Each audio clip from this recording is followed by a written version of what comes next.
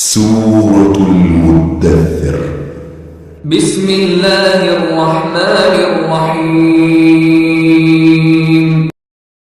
جائے گا تو وہ دن مشکل کا دن ہوگا، یعنی کافروں پر آسان نہ ہوگا۔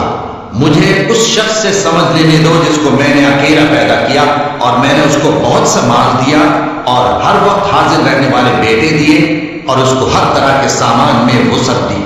پھر بھی لالچ رکھتا ہے کہ میں اسے اور زیادہ دوں۔ ایسا ہرگز نہیں ہوگا، یہ ہماری آیتوں کا بڑا مخالف رہا ہے۔ ایک بڑی چڑھائی چڑھاؤں گا،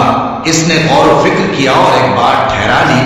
یہ مارا جائے، اس نے کیسی تجویز کی، پھر یہ مارا جائے، اس نے یہ کیسی تجویز کی، پھر اس نے نگاہ کی، پھر تیوری چڑھائی اور منہ بگاڑا، پھر پیٹ پھیر کر چلا اور تکبر کیا، پھر کہنے لگا یہ تو جادو ہے جو پہلے لوگوں سے برابر ہوتا آیا ہے، پھر بولا یہ اللہ کا کلام نہیں بلکہ بشر کا کلام ہے، میں قریب اس کو سقر میں داخل کروں گا، اور تم کیا سمجھے کہ سقر کیا ہے؟ وہ ایسی آگ ہے کہ نہ باقی رکھے گی اور نہ چھوڑے گی، اور بدن کو جھلس کر سیاہ کر دے گی۔ اس پر 19 داروغہ، ہم نے دوزخ کے داروغہ فرشتے ہی بنائے ہیں اور ان کا شمار کافروں کی آزمائش کے لیے مقرر کیا ہے، اس لیے کہ اہل کتاب یقین کرے اور مومنوں کا ایمان اور زیادہ ہو، اور اہل کتاب اور مومن شک نہ لائیں، اور اس لیے کہ جن لوگوں کے دلوں میں نفاق کا روگ ہے اور جو کافر ہیں کہیں کہ اس مثال کے بیان کرنے سے اللہ کا مقصود کیا ہے۔ اسی طرح اللہ جس کو چاہتا ہے گمراہ رہنے دیتا ہے اور جس کو چاہتا ہے ہدایت دیتا ہے،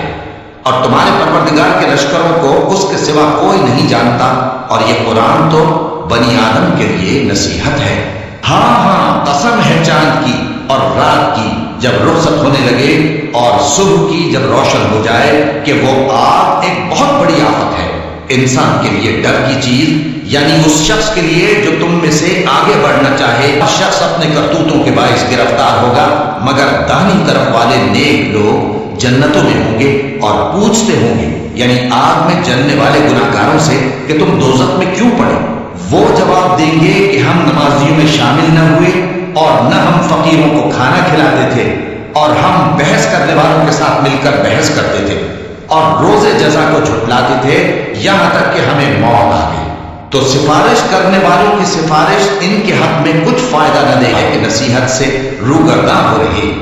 گویا گدھے ہیں کہ بلک جاتے ہیں جو شیر سے ڈر کر بھاگ جاتے ہیں۔ اصل یہ ہے کہ ان میں سے ہر شخص یہ چاہتا ہے کہ اس کے پاس کھلی ہوئی کتاب آئے، ایسا ہرگز نہیں ہوگا۔ حقیقت یہ ہے کہ ان کو آخرت کا خوف ہی نہیں، کچھ شک نہیں کہ یہ قرآن نصیحت ہے، تو جو چاہے اسے یاد رکھے، اور یاد بھی تبھی رکھیں گے جب اللہ چاہے، وہی اس لائق ہے کہ اس سے ڈرا جائے اور وہی معاف